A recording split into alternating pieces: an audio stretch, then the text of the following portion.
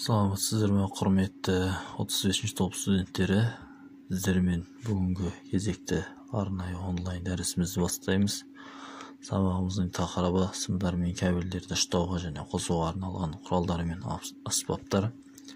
Және мақсаты сол аспаптар мен құралдар жайлы білу және жұмыс істеу қағидаларымен танысу. Сіздерге көрсетіліп отырған мынау, яғни пресс қармауыштар, сымдарды престеуге, ұштауға арналған құрылғылар. Яғни олар кабельдерді осылай автоматтарға жалғау мақсатында қолданылады.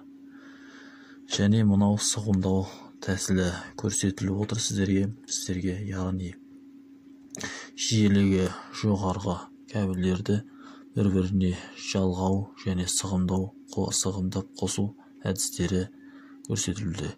Яғни сыртқы қорғаныш оқшаулағыш қабаттарын аршып, бір-біріне осы гильзалар арқылы және термосадка, яғни